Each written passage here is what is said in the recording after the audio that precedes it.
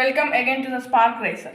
Today we are going to start a new chapter named Gravitation in the Physics Class 9th. Gravitation. What is gravitation? It is the tendency of the bodies to move towards each other. And in the gravitation there is Newton's law of gravitation.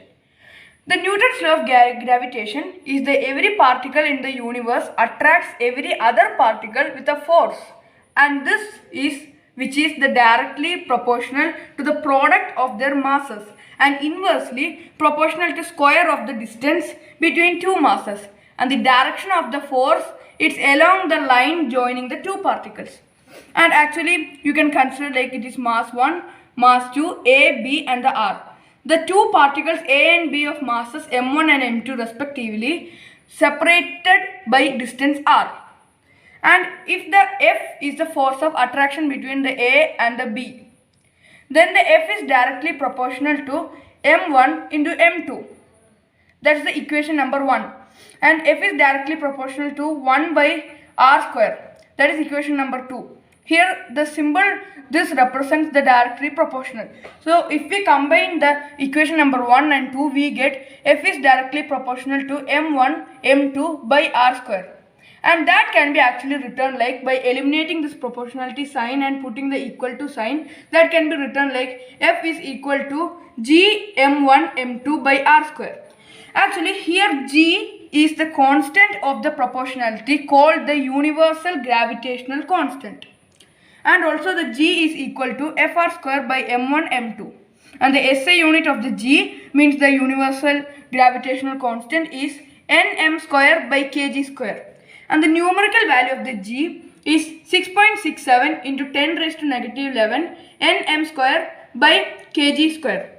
And this force between any two particles is not altered by other objects, even if they are located between the particles. And you must be all wondering that what are the properties of the gravitational force? The properties of the gravitational force are: the first one, it is independent of medium between the particles.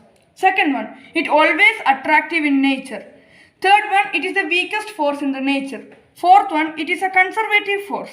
The fifth one is the magnitude of the force which one body, for example say the earth, attracts the second body, for example say apple, accordance with Newton's third law. And actually before that I forgot to say that with the apple is equal to magnitude of the force with which a second body attracts the first body, and this is accordance with the Newton's third law.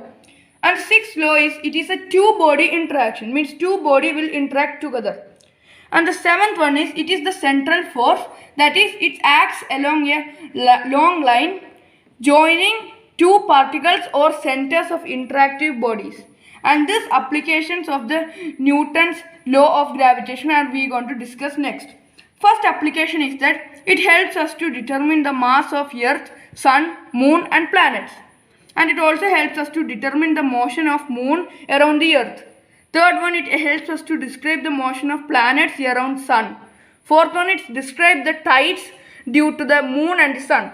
Fifth one, it estimates the mass of the double stars. Sixth one, it helps us to discover the new stars and planets.